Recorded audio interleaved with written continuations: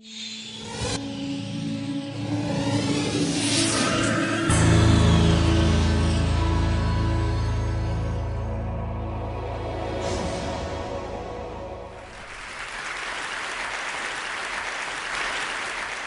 still remember the day in school when our teacher told us that the world population had become 3 billion people.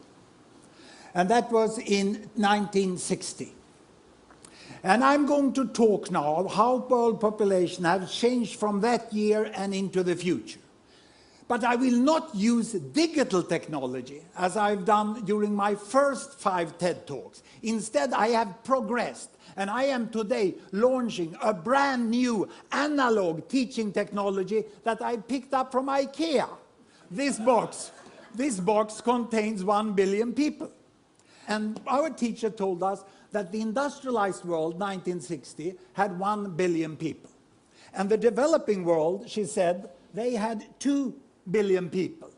And they lived away then. There was a big gap between the 1 billion in the industrialized world and the 2 billion in the developing world. The industrialized world, people were healthy, educated, rich, and they had small families. And their aspiration was to buy a car. And in 1960, all Swedes were saving to try to buy a Volvo like this. This was the economic level at which Sweden was. But in contrast to this, the developing world, far away, the aspiration of the average family there was to have food for the day. And they were saving to be able to buy a pair of shoes. There was an enormous gap in the world when I grew up. And this gap between the West and the rest has created a mindset of the world which we still use linguistically when we talk about the West and the developing world. But the world has changed, and it's overdue to upgrade that mindset and that taxonomy of the world and to understand it. And that's what I'm going to show you. Because since 1960, what has happened in the world up to 2010 is that a staggering 4 billion people have been added to the world population. Just look how many. The world population has doubled since I went to school. And of course there has been economic growth in the West. A lot of companies have happened to grow the economy, so the Western population moved over to here. And now their aspiration is not only to have a car, now they want to have a holiday on a very remote destination and they want to fly. So this is where they are today. And the most successful of the developing countries here, they have moved on, you know, and they have become emerging economies, we call them. And they are now buying cars. And what happened a month ago was that the Chinese company Geely, they acquired the Volvo company. And then finally the Swedes understood that something big had happened in the world. You know? So there they are. And the tragedy is that the 2 billion over here that is struggling for food and shoes, they are still almost as poor as they were 50 years ago. The new thing is that we have the biggest pile of billions, the 3 billions here, which are also becoming emerging economies. Because they are quite healthy, relatively well educated, and they already also have 2 to 3 children per woman, as those have. And their aspiration now is, of course, to buy a bicycle. And then later on they would like to have a motorbike also.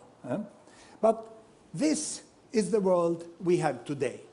No longer any gap. But the distance from the poorest here, the very poorest, to the very richest over here, is wider than ever.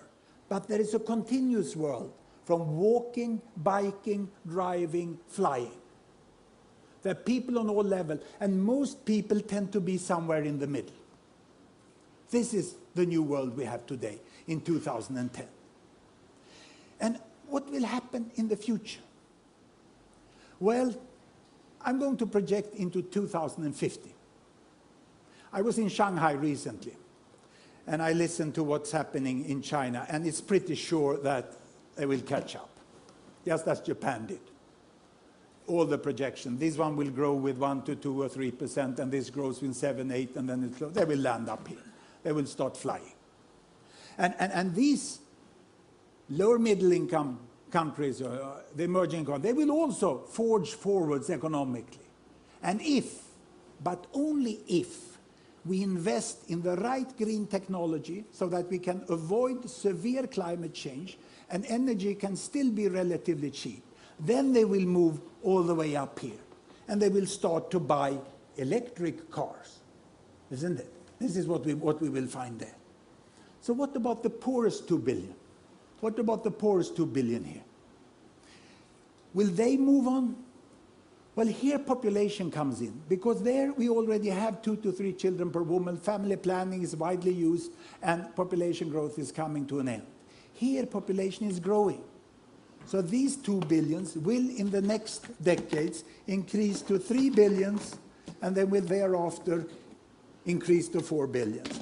There is nothing but the nuclear war of a kind we've never seen that can stop this from happening, because we already have this in process.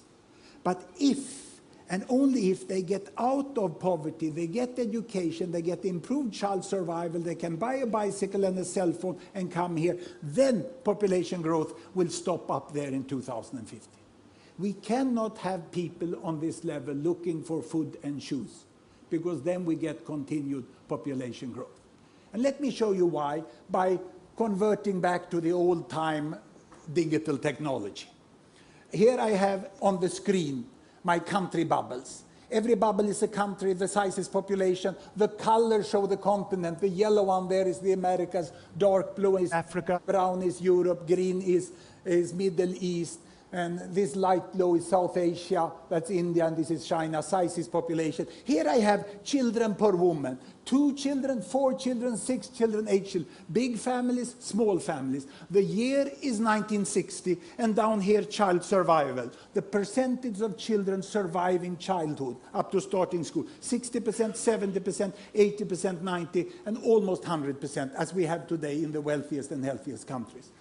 Look, this is the world my teacher talked about in 1960. 1 billion Western world here, high child survival, small families, and all the rest, the rainbow of the developing countries with very large families and poor child survival. What has happened? I start the world. Here we go. Can you see, as the year passed by, child survival is increasing. They get soap, hygiene, education, vaccination, penicillin, and then family planning. Family size is decreasing. They get up to 90% of child survival, then family is decreasing. Also the Arab countries in the Middle East is falling down there. Look, Bangladesh catching up with India. The whole emerging economy world joins the Western world with good child survival and small family size, but we still have the poorest billion. Can you see the poorest billion? Those boxes I had over here? They are still up here, and they still have a child survival of 70 to 80%, meaning that if you have 6 children born, there will be at least 4 who survive to the next generation, and the population will double in 1 generation. So the only way of really getting world population to stop is to continue to improve child survival to 90%. That's why investments by Gates Foundation, UNICEF and aid organizations, together with national government in the poorest countries, are so good, because they are actually helping us to reach a sustainable population size of the world. We can stop at 9 billion if we do the right things. Child survival is the new green. It's only by child surviving that we will stop population growth. And will it happen? Well, I'm not an optimist. Neither am I a pessimist. I'm a very serious possibilist. It's a new category where we take emotion apart and we just work analytically with the world. It can be done. We can have a much more just world with green technology and with investments to alleviate poverty and global governance. The world can become like this. And look at the position of the Old West. Remember when this blue box was all alone, leading the world, living its own life? This will not happen. The role of the Old West in the New World is to become the foundation of the modern world. Nothing more, nothing less. But it's a very important role. Do it well and get used to it. Thank you very much.